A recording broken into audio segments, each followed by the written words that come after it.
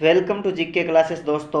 आज इस वीडियो में हम मेवाड़ वंश के 20 महत्वपूर्ण प्रश्नों की बात करेंगे और ये 20 महत्वपूर्ण प्रश्न जो है किसी न किसी एग्ज़ाम में पूछे गए हैं, तो यहाँ से ये बहुत ही इम्पोर्टेंट हो जाते हैं। तो आने वाले बीएसटीसी एग्ज़ाम 2023 जो अपने इसी महीने में है, उसके लिए ये वीडियो बहुत ही कारगर साबित होने वाला है। तो यहाँ से इस वीडियो से 1 या 2 प्रश्न पूछे जाएंगे। अगर आप हमारे चैनल पर पहली बार आए हो तो चैनल को सब्सक्राइब जरूर कर लेना, जिससे आपको आने वाले हर वीडियो का नोटिफिकेशन ज़रूर मिल सके। तो शुरू करते हैं प्रश्न नंबर 1 से। प्रश्न नंबर 1 क्या बोल रहा है कि घुइल वंश का पहला शासक कौन था। तो घुइल वंश का पहला शासक कौन था? बप्पा रावल। कौन था? बप्पा रावल। घुइल वंश का पहला शासक कौन था? बप्पा रावल।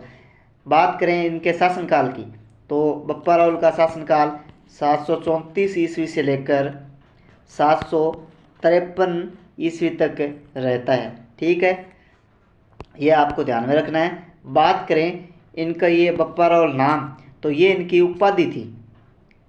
क्या? बप्पा रावल इनकी उपाधि थी, नाम नहीं था। और नाम इनका था काल भोज। काल भोज इनका मूल नाम था और बप्पा रावल इनकी उपाधि थी। ठीक है, ये आपको ध्यान में रखना है कि बप्पा रावल तो इनकी उपाधि थी और मूल नाम इनका काल भोज था। ठीक है, तो ये आपको ध्यान में रखना है। और इन्होंने नागदा उदयपुर में राजधानी बनाई थी। क्या? नागदा उदयपुर में इन्होंने जो है घुइल वंश की राजधानी ये नागदा को बनाते हैं। ठीक है, और बात करें इनके जो इष्ट थे, इष्ट देवता कौन थे, तो इनके कुल देवता थे कौन है? एकलिंग जी के इनके कुल देवता थे। तो ये एकलिंग जी को बहुत ही मानते थे और आज भी मानते हैं, वहाँ पे एकलिंग जी को बहुत मानते हैं। तो ये घुइल वंश के जो कुल देवता थे वह कौन थे? एकलिंग जी। कौन थे? एकलिंग जी। बात करें इन्होंने बप्पा रावल ने चित्तौड़ के शासक था, एक मानमोरी नाम का शासक था चित्तौड़ का। कौन है? मानमोरी। वहाँ से चित्तौड़ को इसने छीना था। किसने? बप्पा रावल ने। किसने? यहाँ पे मानमोरी को हराया था बप्पा रावल ने, और यहाँ जो चित्तौड़ में घुइल वंश की इन्होंने नींव डाली थी। तो ये आपको ध्यान में रखना है। और इनका बप्पा रावल इनका नाम नहीं है, ये तो इनकी उपाधि है। इनका वास्तविक नाम को क्या था? इनका वास्तविक नाम काल भोज था। ये आपको ध्यान में रखना है। अगले प्रश्न की बात करें तो किसने मेवाड़ राज्य स्थापित किया? तो ये बप्पा रावल ने स्थापित किया। प्रश्न नंबर 3 की बात करें दोस्तों, तो प्रश्न नंबर 3 क्या बोल रहा है कि गोरा व बादल ने किसकी रक्षा की। तो गोरा व बादल ने किसकी रक्षा की? रानी पद्मिनी की रक्षा करते हैं। किससे? अलाउद्दीन खिलजी आक्रमण करता है। कब? 1303 में। और यहाँ का शासक कौन था चित्तौड़ का? तो रावल रतन सिंह। कौन है? रावल रतन सिंह चित्तौड़ का शासक था। और रानी पद्मिनी के नेतृत्व में जौहर होता है। ठीक है, रानी पद्मिनी के नेतृत्व में जौहर होता है। और यहाँ पे मेवाड़ का प्रथम शाखा इसी को ही कहते हैं। ठीक है, तो 1303 में हुआ था मेवाड़ का प्रथम शाखा। आक्रमण किसने किया था? अलाउद्दीन खिलजी ने। शासक कौन थे? रावल रतन सिंह। और ये गोरा व बादल किसके सेनापति थे? तो रावल रतन सिंह के सेनापति थे। तो ये आपको ध्यान में रखना है। ठीक है, अगला प्रश्न देखो दोस्तों। प्रश्न क्या बोल रहा है कि अलाउद्दीन खिलजी और मेवाड़ वासियों के बीच चित्तौड़गढ़ की घेराबंदी किस वर्ष हुई? तो अलाउद्दीन खिलजी और मेवाड़ वासियों के बीच चित्तौड़गढ़ की घेराबंदी हुई थी 1303 को। कब? 1303 को, जिसकी अपन पहले ऊपर वाले प्रश्न में बात कर चुके हैं कि 1303 में क्या होता है? मेवाड़ का प्रथम शाखा होता है। और यहाँ पे जौहर होता है पद्मिनी के नेतृत्व में। किसके नेतृत्व में? पद्मिनी के नेतृत्व में जौहर होता है। और यहाँ जो मेवाड़ के शासक उस समय थे रावल रतन सिंह। अगला प्रश्न देखो दोस्तों, सहारनपुर का युद्ध कब लड़ा गया? तो सारंगपुर का युद्ध लड़ा गया था 1437 में। कब लड़ा गया? 1437 में। एक तरफ तो थे महाराणा कुंभा। कौन? महाराणा कुंभा, ठीक है। और एक तरफ थे महमूद खिलजी, मालवा के शासक थे महमूद खिलजी, ठीक है। तो इनके मध्य ये सारंगपुर का युद्ध होता है। और युद्ध कौन जीतता है? तो युद्ध जीतता है कुंभा। कौन है?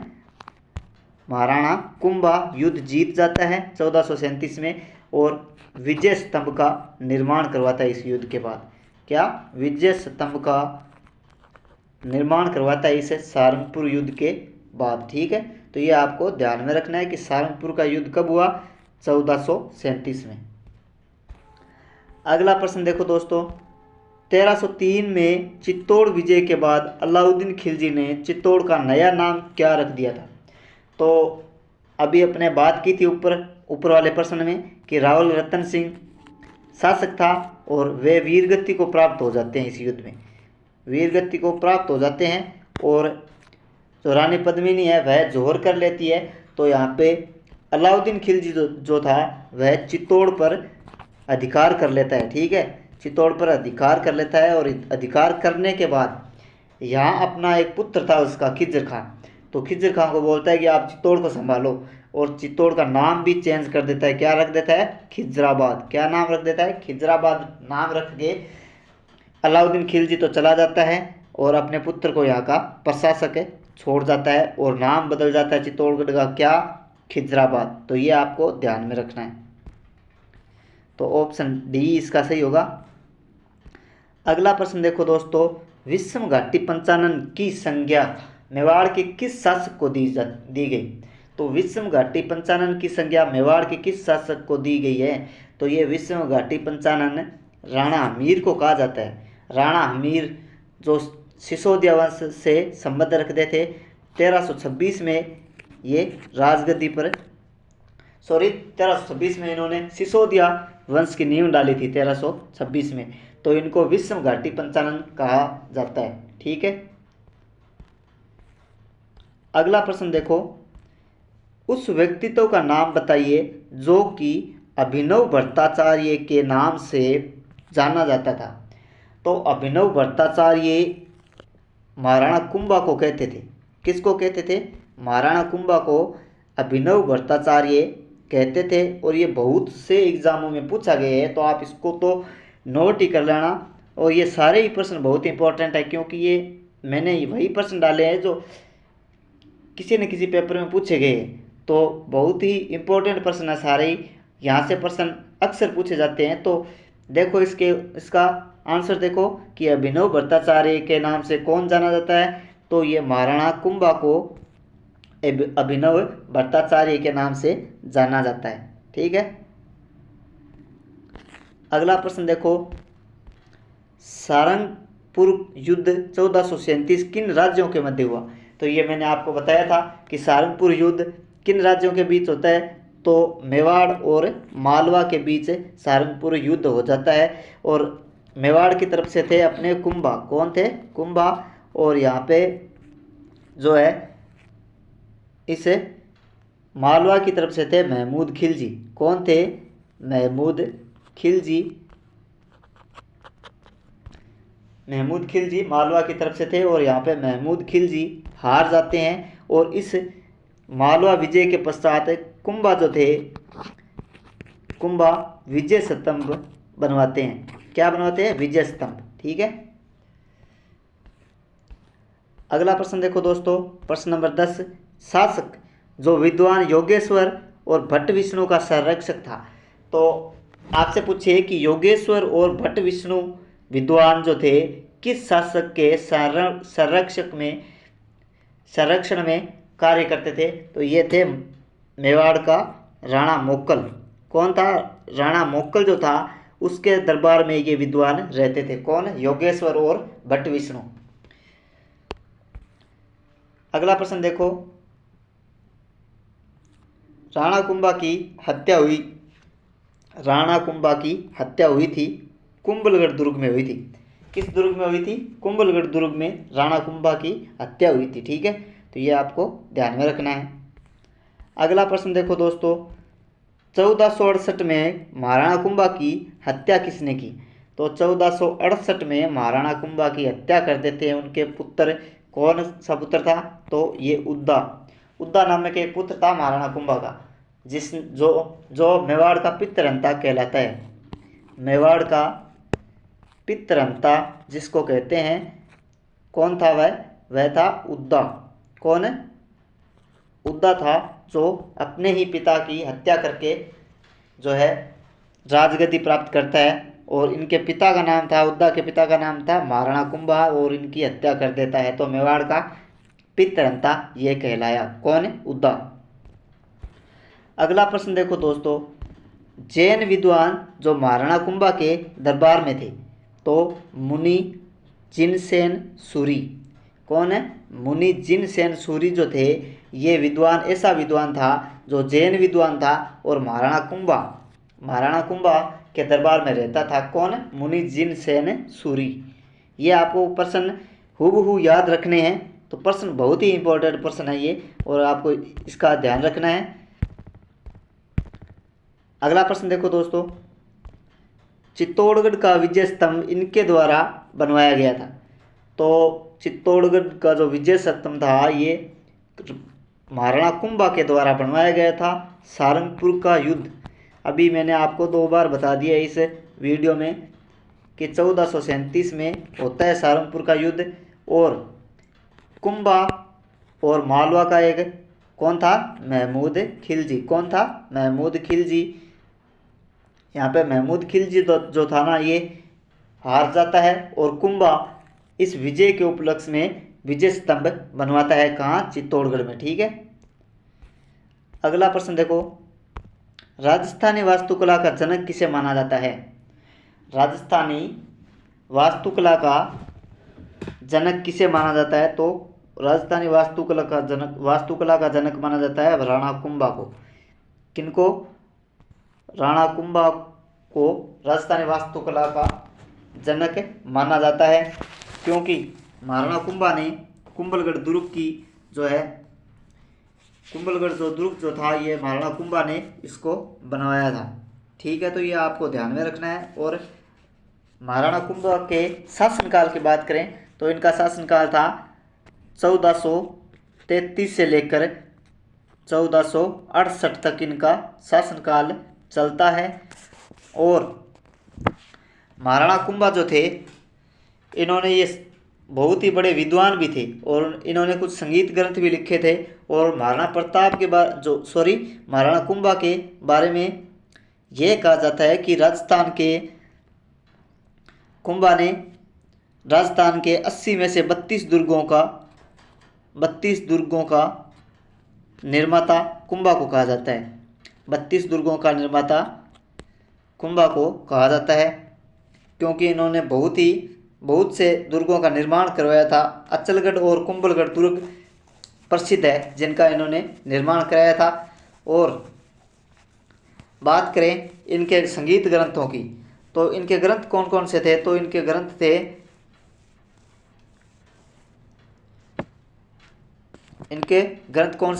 तो इन्होंने चित्तौड़ में कुंभ स्वामी और श्रृंगार चौरी का मंदिर भी बनवाया था। तो ये आपको ध्यान में रखना है कि इन्होंने कुंभ स्वामी और श्रृंगार चौरी का मंदिर जो था चित्तौड़गढ़ दुर्ग में बनाया था। और इनको संगीत में बहुत ही इनकी रुचि थी, और संगीत मीमांसा नामक ग्रंथ भी इन्होंने लिखा था। कौन सा ग्रंथ? संगीत मीमांसा नामक इन्होंने ग्रंथ लिखा था। तो अगले प्रश्न देखते हैं दोस्तों, प्रश्न नंबर 16, राजस्थान के इतिहास में हिंदूपत किस शासक को कहा जाता है? ये प्रश्न बहुत ही इम्पोर्टेंट प्रश्न है, और यहाँ से ये प्रश्न पूछा जा सकता है, क्योंकि ये उपाधियाँ उपाधियाँ ना जिन शासकों को मिली हुई है। तो बीएसटीसी के एग्जामों में उपाधियों का बहुत प्रश्न आता है, तो ये उपाधियाँ आपको बहुत ही अच्छे तरीके से पढ़ लेनी है। तो राजस्थान के इतिहास में हिंदूपत नाम से कौन सा शासक प्रसिद्ध है?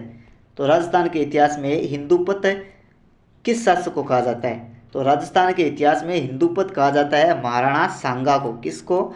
महाराणा सांगा को हिंदूपत शासक कहा जाता है, क्योंकि इसलिए कहा जाता है कि महाराणा सांगा जो थे ना, इनके जो है छत्र छाया में बहुत ही शासक जो राजस्थान के थे, राजपूत शासक मिलकर के यहाँ पे जो बाबर था उसका सामना किया था। क्योंकि ये हिंदू शासक था तो इसके अंडर में बहुत सारे राजाओं ने, जो हिंदू राजा थे, उन्होंने मिलकर युद्ध किया था। तो इस कारण हिंदूपद शासक कहते हैं महाराणा सांगा को। ठीक है, तो हिंदूपद शासक किसे कहा जाता है? महाराणा सांगा को। अगला प्रश्न देखो दोस्तों, महाराणा कुंभा द्वारा रचित संगीत राज कितने भागों में विभक्त है? तो महाराणा कुंभा द्वारा रचित एक संगीत राज ग्रंथ है। वही संगीत राज ग्रंथ आपको याद रखना है, यानी कि महाराणा कुंभा ने एक ग्रंथ रचा था। कौन सा ग्रंथ है? संगीत राज। तो संगीत राज ये इंपॉर्टेंट है, संगीत राज ग्रंथ है। और इसको कितने भागों में विभक्त है? तो ये 5 भागों में विभक्त है संगीत राज ग्रंथ। क्योंकि ये संगीत राज पेपर में पूछ लिया गया है तो बहुत ही आपके लिए इंपॉर्टेंट हो जाता है। तो आप संगीत राज ग्रंथ को अपने दिमाग में फीड कर लें, क्योंकि संगीत राज ग्रंथ जो है ये महाराणा कुंभा ने लिखा था। और कितने भाग में विभक्त है? तो ये है 5 भाग में विभक्त। कितने भागों में? 5 भागों में विभक्त है। ठीक है, और कुंभा के शासनकाल आप देख लो कि कुंभा का शासनकाल कौन सा था? तो 1433 से लेकर 1468 तक कुंभा का शासनकाल होता है। और इनको राजस्थान के 80 दुर्गों में से 32 दुर्गों का निर्माता कहा जाता है। ठीक है, और राजस्थान का जो ये शिल्पकला जो है, वास्तुकला का जनक कहा जाता है इनको। क्योंकि वास्तुकला किसको कहते हैं? वास्तुकला कहते हैं दुर्ग और यानी कुछ निर्माण कार्य करवाने के वजह से वास्तुकला उसको कहते हैं, निर्माण कार्य करवाता है। तो वास्तुकला का जनक किसे कहा जाता है? तो महाराणा कुंभा को। ठीक है, अगला प्रश्न देखो, खानवा का युद्ध लड़ा गया था। तो खानवा का युद्ध लड़ा गया था 1527 को। कब लड़ा गया था? 1527 को। देखते हैं किन किन के मध्य लड़ा गया था। तो एक तो था मेवाड़ का सांगा, राणा सांगा था। वर्सेस कौन था? तो वह था मुगल शासक बाबर। कौन था? एक तरफ तो था बाबर, ठीक है, और एक तरफ था राणा सांगा जो राजस्थान के मेवाड़ राज्य से आता था। तो राणा सांगा जो थे बाबर की सेना से हार जाते हैं। और ये युद्ध हुआ कब था? तो ये युद्ध हुआ था 1527 को। क्योंकि यहाँ पे बाबर के पास तोपें थी। ठीक है, बाबर के पास सेना में तोपें थी। और एक कारण आता है सांगा के युद्ध हारने का, एक कारण दूसरा भी था। वह कौन था? तुलगमा पद्धति। बाबर की तुलगमा पद्धति यहाँ पे राणा सांगा को हरा देती है। क्योंकि बाबर तुलगमा पद्धति का प्रयोग किया था बाबर ने, इसलिए राणा सांगा की जो सेना थी वह हार जाती है। और ये युद्ध हुआ कहाँ था? तो ये खानवा में युद्ध हुआ था। और हुआ कब था? तो 1527 में हुआ था। ये युद्ध बहुत ही इम्पोर्टेंट है दोस्तों, आप इसको याद रखें क्योंकि आपके पेपर में पूछा जा सकता है। फेमस युद्ध है इसलिए आपके पेपर में पूछा जरूर जा सकता है। खानवा का युद्ध कब हुआ? 1527 में। प्रश्न नंबर 19 को देखें, पन्नाध्याय ने जिसके जीवन को बचाया था वह था। तो पन्नाध्याय ने जिसके जीवन को बचाया था वह कौन सा शासक था मेवाड़ का? तो वह था कौन? राणा उदयसिंह। कौन? राणा उदयसिंह, जो महाराणा प्रताप के पिता थे। कौन? उदयसिंह। महाराणा प्रताप के पिता थे कौन? उदयसिंह। उदयसिंह को किसने बचाया था? बनवीर नामक एक व्यक्ति से। तो पन्नाध्याय ने बचाया था, अपने पुत्र का बलिदान दे दिया था पन्नाध्याय ने।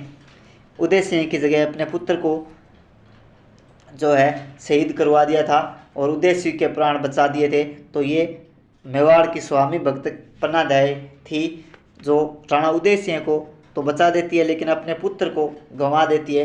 तो राणा उदयसिंह को कौन से शासक थे? ये उदयसिंह वही शासक है जो महाराणा प्रताप के पिता थे, उदयसिंह। तो उदयसिंह को बचाया था पन्नाध्याय ने अपने पुत्र चंदन का बलिदान दे करके।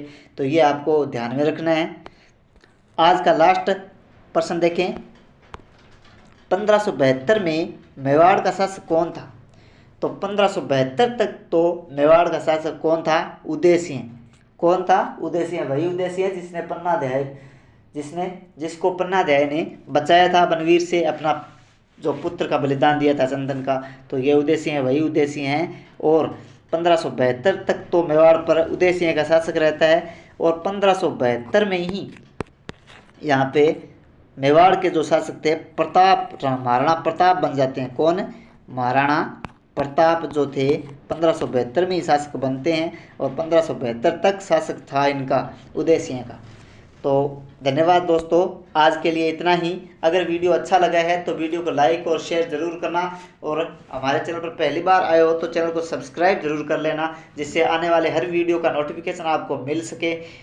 जय हिंद, जय राजस्थान।